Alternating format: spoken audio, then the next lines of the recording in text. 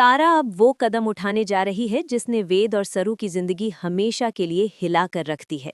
जिस शादी को वेद ने कभी अपने दिल से स्वीकार ही नहीं किया, उसी शादी की तैयारियां जबरदस्ती शुरू कर दी गई हैं। और इस बार तारा ने ठान लिया है कि वेद की दुल्हनिया कोई और ही होगी।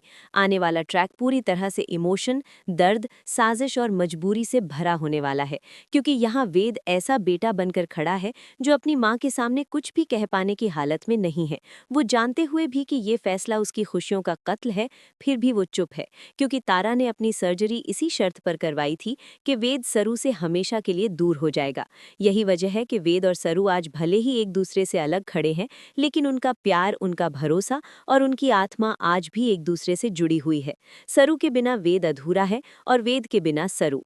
लेकिन तारा को ये सब दिखाई नहीं देता। उसके लिए सरू का नाम ही अब नफरत बन चुका है। चंद्रकांत के शब्द जब तारा के कानों में पड़े कि एक दिन वही सरू को इस घर की बहू बनाने के लिए गिड़गिड़ाएगी, तभी से तारा के अंदर की नफरत और ज्यादा गहरी हो गई। उसे ये बिल्कुल बर्दाश्त नहीं हुआ कि कोई सरू को इतना ऊंचा दर्जा दे, क्योंकि तारा की नज़र में सरू ना इस घर की पोती है, ना इस घर की हैसियत के काबिल। यही वजह है कि तारा ने बिना एक पल गवाए वेद की शादी किसी और से करवाने का फैसला कर लिया, ताकि सरू का नाम, उसकी परछाई तक इस घर से मिटा दी जाए। वेद इस सच्चाई को समझता है कि उसकी माँ उसे खोने से डरती है, लेकिन ये भी उतना ही सच है कि एक माँ होकर भी तारा अपने बेटे की खुशी नहीं देख पा रही। वो साफ देख सकती है कि वेद अंदर से टूट चुका है, उसकी मुस्कान नकली है, उसकी चुप्पी चीख बन चुकी है, लेकिन फिर भी तारा का दिल नहीं पिघलता। वहीं दूसरी तरफ सरू खामोश नहीं बैठने वाली। अब वो चंदा के उस झूठ का पर्दाफाश करने जा रही है जो अब तक सबको अंधेरे में रखे हुए था।